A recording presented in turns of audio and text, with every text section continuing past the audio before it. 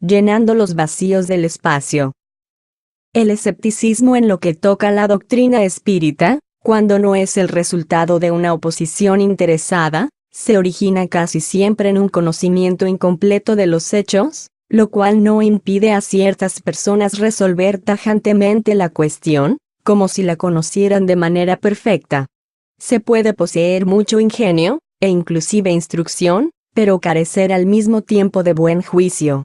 Ahora bien, la primera muestra de un juicio deficiente consiste en creer que el propio juicio es infalible. Asimismo, muchas personas solo ven en las manifestaciones espíritas un objeto de curiosidad. Confiamos en que mediante la lectura de este libro, encontrarán en esos fenómenos extraños algo más que un mero pasatiempo. Dos partes comprende la ciencia espírita, una experimental, que trata de las manifestaciones en general, y la otra filosófica, que se ocupa de las manifestaciones inteligentes. El que solo haya observado la primera de ellas se encuentra en la situación de quien no conoce la física más que por los juegos de salón, sin haber penetrado en el fondo de esa ciencia. La verdadera doctrina espírita reside en la enseñanza que los espíritus imparten, y los conocimientos que tal enseñanza incluye son demasiado importantes para poder ser adquiridos de otro modo que no sea por medio de un estudio serio y continuado, que se lleve a cabo en el silencio y el recogimiento. Porque solo en esas condiciones es posible observar un número infinito de hechos que escapan al observador superficial y que permiten fundar una opinión valedera.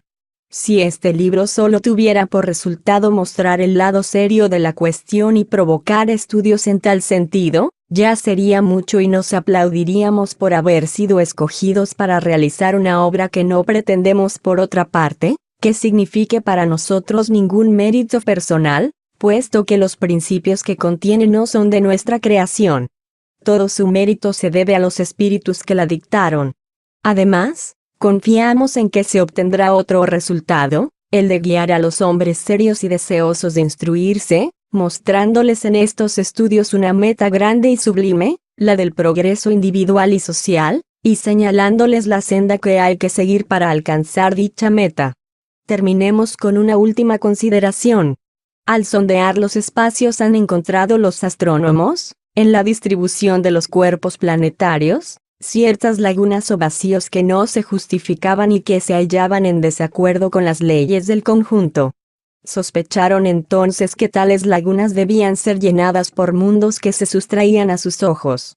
Por otra parte, observaban determinados efectos cuya causa les era desconocida, y se decían, allí tiene que haber un planeta, por cuanto ese vacío no puede existir, y los efectos que observamos han de tener una causa. Juzgando entonces la causa por el efecto, han podido calcular los elementos, y más tarde los hechos vinieron a justificar sus previsiones. Ahora bien, apliquemos este mismo razonamiento a otro orden de ideas. Si observamos la serie de los seres, se advierte que forman ellos una cadena sin solución de continuidad, desde la materia inerte hasta el más inteligente de los hombres. Pero cuán inmensa laguna hay entre Dios y el hombre, que son el alfa y omega de todo lo creado. ¿Es razonable pensar que en este terminan los eslabones de esa cadena? ¿Que sin transición sea franqueada la distancia que separa al hombre de lo infinito? La razón nos dice que entre el hombre y Dios tiene que haber otros eslabones, así como dijo a los astrónomos que entre los mundos conocidos debían existir mundos desconocidos. Pues bien, ¿cuál es la filosofía que ha llenado ese vacío? El espiritismo nos muestra tal laguna ocupada por seres de todas las categorías del mundo invisible, y dichos seres no son otros que los espíritus de los hombres llegados a diferentes niveles que conducen a la perfección. De esta suerte, todo se correlaciona y se encadena, desde el alfa hasta el omega. Vosotros, los que negáis la existencia de los espíritus, llenad pues el vacío que ellos ocupan. ¿Y vosotros, los que de ellos reís? Atreveros entonces a reír de las obras de Dios y de su omnipotencia. Allan Kardec.